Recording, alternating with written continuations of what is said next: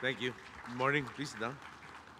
His Excellency Kazuhide Ishikawa, Ambassador of Japan to the Philippines, Secretary Greg Domingo, Secretary Renel Mendras, Mr.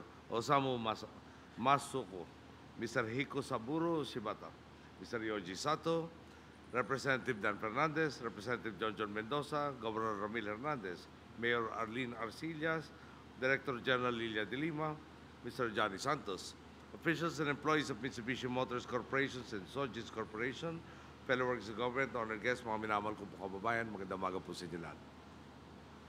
While viewing the classic models of Mitsubishi earlier, of course, I also had my share of memories and a realization that really Greg Domingo and Rene Almendras are classic guys in that they either drove or owned all of these first generation models of Mitsubishi.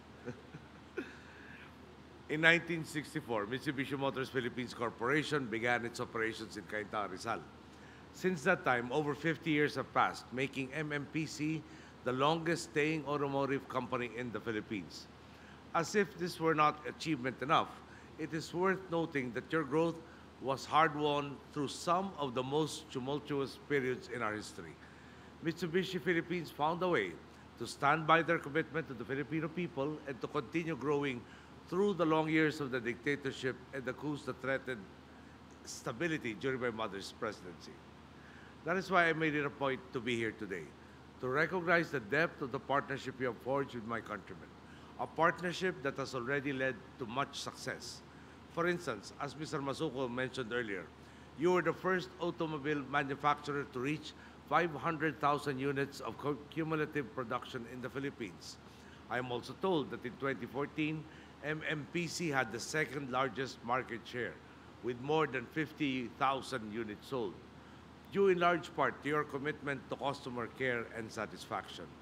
This means that in the past year alone, more than 50,000 of your vehicles have played significant roles in the lives of Filipinos, representing the first large investments of young professionals or acting as the vehicles that have carried them to work, that have carried their families to vacations, and that have ultimately carried them through their lives. This Santa Rosa plant represents the beginning of a new chapter in our shared history. Completed just last month, the plant has a production capacity of up to 50,000 units per year and is expected to employ up to 1,150 individuals over the next 6 years. It will be crucial in helping you achieve your goal of reaching 100,000 units in sales annually by 2020. Without sounding too presumptuous, let me express how much I look forward to hearing about further expansions and Mitsubishi plant inaugurations in the future.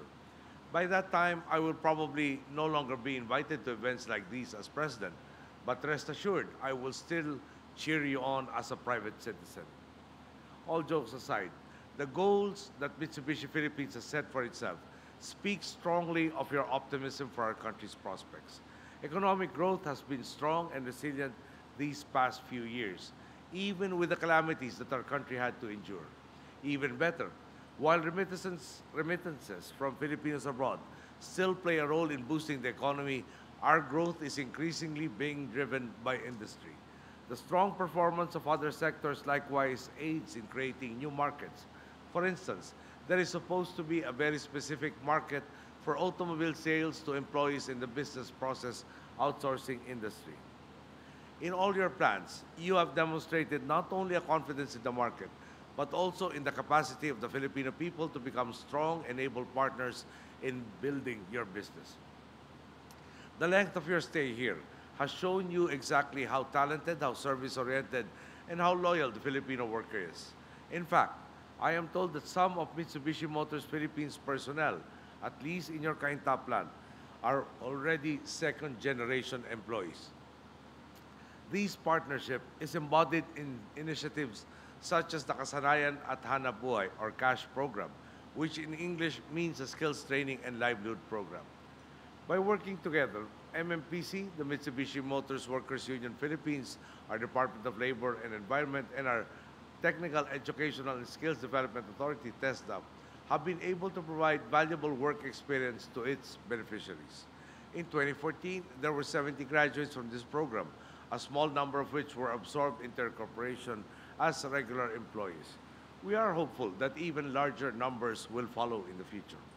Rest assured that in all other aspects, government will continue to do its part to fulfill your goals. To stimulate the Philippine automotive industry, our government has likewise continued to provide incentives in the form of income tax holidays and reduced taxes and duties, amongst others. This, together with other endeavors, seeks to formalize our drive and our approach to encourage more investments into automotive assembly and parts manufacturing in order to move the Philippines up the value chain and create even more opportunities for Filipinos. Perhaps I'm already preaching to the choir because in this sense, Mitsubishi Motors Philippines is already ahead of the pack, as you have been for so long. All those years ago, you came to the Philippines because you saw its potential. Everything you have achieved since then only strengthens my optimism that your next 50 years here will be even more productive and meaningful, not only for your bottom line, but also for your employees, your clients, and the entire Philippine economy. Today's inauguration is an excellent start, and I'm excited to witness the milestones yet to come. Congratulations to all of you. Thank you, and good day.